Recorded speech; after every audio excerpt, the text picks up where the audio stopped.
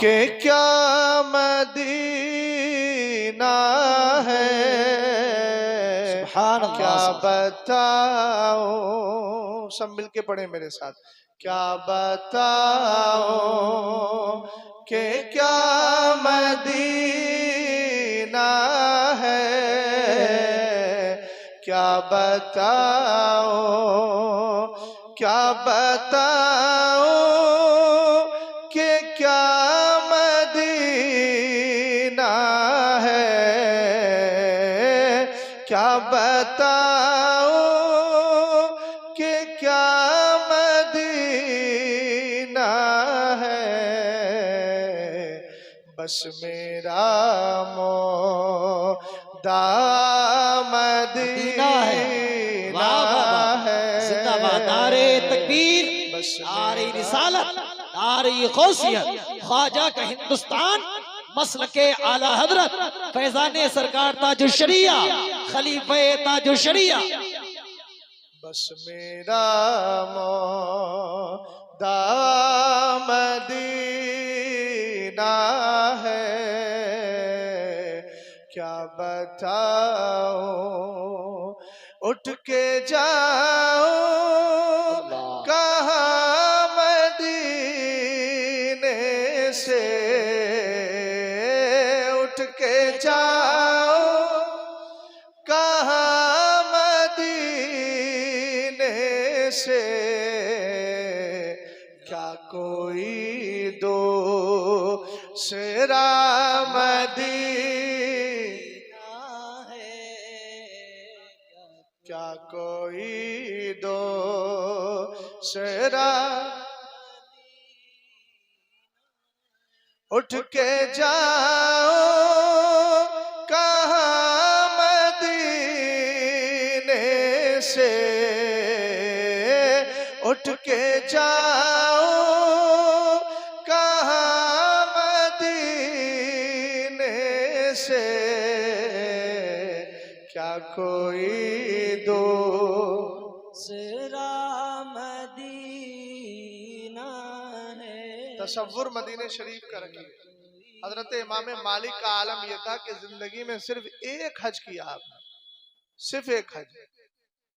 मक्का शरीफ गए और उसके बाद मदीने शरीफ में आके ऐसे बस गए कि सिर्फ कज़ाए हाजत के लिए हुदूद हरम से बाहर जाते, और उसके अलावा सरकार अलैहिस्सलाम के दयार को कभी नहीं छोड़ते। किसी ने पूछा बाहर क्यों नहीं जाते हैं, फरमाया कि मैं ये चाहता हूं कि मेरी आखिरी सांस भी मदीने शरीफ ही में निकल जाए।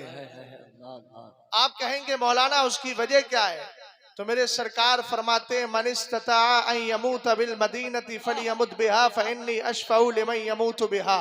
अगर सुभान अल्लाह की सदा बुलंद हो तो तर्जुमा करो सुभान अल्लाह। देखिए हम लोग सब जिंदा है अल्हम्दुलिल्लाह, सुन्नी से अकीदा है, इमाम अहले सुन्नत आला हजरत के मसलक को मानते हैं, है ना। मैं अक्सर कहता हूँ हमारी आवाम को बेचारे सीधे साधे लोग होते हैं, खेतों में काम करते हैं, हल जोतते हैं या कुछ और काम करते हैं, किताबें पढ़ने का मौका नहीं मिलता, तो कुछ उल्टे सीधे लोग आके हमारी कौम को गुमराह करके चले जाते हैं। अक्सर एक जुमला मैं बोलता हूँ और आज भी बोल रहा हूँ, इमाम अहमद रजा खान को बरेली के पठान की हैसियत से मत देखो, खानकाए रज़विया के बानी की हैसियत से मत देखो, इमाम अहमद रजा खान को मुजद्दिद इस्लाम की हैसियत से देखो। सुभान अल्लाह की सदा बुलंद हो। और मुजद्दिद जो होता है वो किसी खान का, किसी खानदान, किसी इलाके के लिए नहीं आता। ये मैं अपनी बात नहीं कहता, ना किसी वली का कौल जिक्र कर रहा हूँ, बल्कि मेरे नबी अलैहिस्सलाम फरमाते हैं इन्नल्लाह तआला यबअसु लिहादिहिल उम्मती अला रासी कुल्ली मियति सना मन युजद्दिदु लहा दीनहा। सुभान अल्लाह, सुभान अल्लाह की सदा बुलंद हो। बहुत अहम बात अर्ज करने जा रहा हूँ। हो सकता है कि अगर मैं पीर बन गया तो मैं अपने मुरीदों ही का पीर रहूंगा, बाकी औरों का पीर नहीं। हो सकता है कि मैं किसी इलाके का, अगर किसी इलाके का संतरी मंत्री बन गया तो वही इलाका मेरा रहेगा। यह दुनियावी मिसाल है। रूहानियत में आए तो कोई उस्ताद अगर रूहानी और दीनी तालीम के एतबार से देखा जाए, मुझे अगर उस्ताद कहा जाता है तो सिर्फ जामतुर रज़ा का उस्ताद कहा जाता। पूरी बरेली का उस्ताद नहीं कहा जाता है। उस्ताद होता है आदमी खास खित्ते का होता है, पीर खास मुरीदों का हुआ करता है, इमाम खास मस्जिद का होता है, इसी तरीके से खास इलाके का होता है। दुनियावी एतबार से अगर देखा जाए तो एमएलसी है, उसका खास इलाका है, अगर सभासद है उसका खास मोहल्ला है। लेकिन प्यारे जरा गौर कर, मुजद्दिद के लिए सरकार फरमा रहे हैं बेशक अल्लाह ताला हर सदी के अंदर एक ऐसी जात को भेजता है। ए मेरे आका भेजता किसके लिए है? फरमाया लिहाज़िल उम्मा, इस उम्मत के लिए भेजता है। और उम्मत जिस तरह खना गोटिया में पाई जाती है, जिस तरह हिंदुस्तान में पाई जाती है, इसी तरह अफगानिस्तान में भी है, इसी तरीके से बांग्लादेश के अंदर भी है। जहां जहां मेरे नबी अलैहिस्सलातु वस्सलाम की नबुव्वत और रिसालत है, वहां सरकार की उम्मत पाई जाती है। और आप जानते हैं कि मुस्तफा करीम अलैहिस्सलाम की उम्मत के लिए अल्लाह ताला मुजद्दिद भेज रहा है। हर सदी के अंदर मुजद्दिद आता है। 14वीं सदी में इमाम अहमद रजा खान फाजले बरेलवी मुजद्दिद बन के आए। और जब मुजद्दिद बन के आए हैं तो आप याद रखना, सिलसिला कादरिया वालों के लिए भी मुजद्दिद है, मदारिया वालों के लिए भी मुजद्दिद है, चिश्तिया वालों के लिए भी मुजद्दिद है, नक्शबंदिया वालों के लिए भी मुजद्दिद है, शहरवर्दिया वालों के लिए भी मुजद्दिद है। कोई आदमी अपने खास इलाके का पीर तो हो सकता है, लेकिन मुजद्दिद खास इलाके का नहीं होता है, मुस्तफा की उम्मत का हुआ करता है। जिंदाबाद जिंदाबाद, नारे तकबीर, नारे रिसालत, नारे गौसियत, उलमाए अहले सुन्नत, मसलके आला हजरत, खलीफे ताजुश शरिया, मुफ्ती शहद आलम साहिब क़िबला, मुफ्ती मंजूर आलम साहिब क़िबला, उस्ताद उलमा, नारे तकबीर, नारे रिसालत। कदीम आलिम दीन हजरत अल्लामा मौलाना मुफ्ती मंजूर साहब क़िबला, जो जमाते अहले सुन्नत के बहुत पुराने आलिम हैं और कई सारी किताबों के मुसन्निफ भी हैं। हजरत तशरीफ ले आए, आप हजरत के चेहरा भी देखते रहें और मुझ फकीर की गुफ्तगू भी समाअत करते रहें। तो आपकी बात समझ में आई ना? मुजद्दिद किसी खास इलाके के लिए नहीं होता है, सरकार की उम्मत के लिए होता है। और उम्मत में हर सिलसिले वाले आ जाते हैं। इसलिए इमाम अहमद रजा खान फाजले बरेलवी का जिक्र हर जगह किया जाता है। कुछ ऐसे नादान हैं वो अपने पीरों से लेके जोड़ते हैं।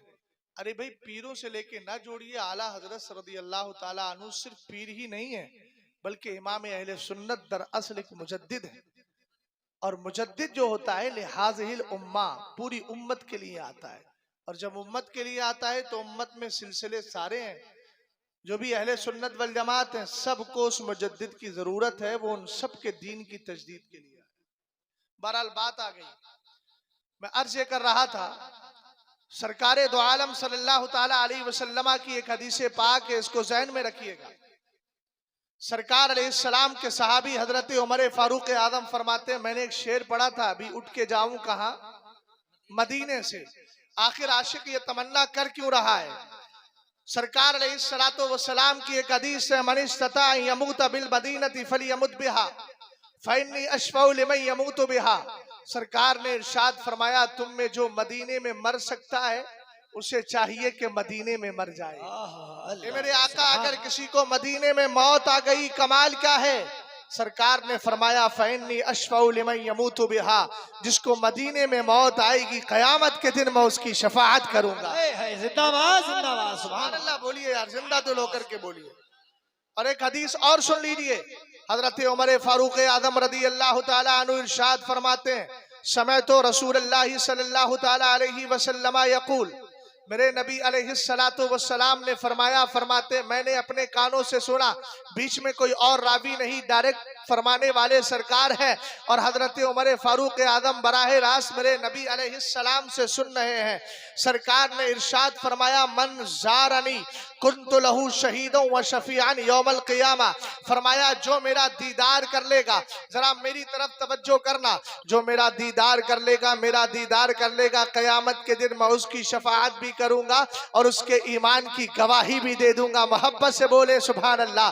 अब हजरत अल्लामा मंजूर साहब किबला के सामने मैंने ये हदीस पढ़ी, एक आलिम दीन के सामने, हजरत अल्लामा मुफ्ती मंजूर साहब के सामने थरा गौटिया का एक बंदा खड़ा हो गया, कहने लगा हजरत इस हदीस की वजाहत कीजिए। मैंने कहा बोलिए मामला क्या है? कहने का हजरत से वजाहत करवाना चाहता हूँ, मेरा एक सवाल है। मैंने कहा क्या सवाल है? कहता है आपने कहा सरकार अलैहिस्सलाम फरमाते हैं जिसने मेरा दीदार किया मन सारानी, और एक में है मन सारा कब्री वजबत लहू शफाअती, जिसने मेरी कब्र का दीदार कर लिया है उसके लिए मेरी शफाअत वाजिब हो गई है। मोहब्बत से बोलो तो सही सुभान अल्लाह, और बुलंद आवाज से बोलो सुभान अल्लाह, और प्यार से बोलिए सुभान अल्लाह। रसूल करीम अलैहिस्सलाम की कब्र का दीदार करे या नबी का दीदार करे? तो कहा हम नबी का दीदार कैसे करें, और आप कहें नबी की कब्र का दीदार कर लो, तो नबी की कब्र तो बंद है, हमें कहाँ देखने मिलती है? वहां तो गुंबद खजरा है और 4 दीवारी लगी हुई है।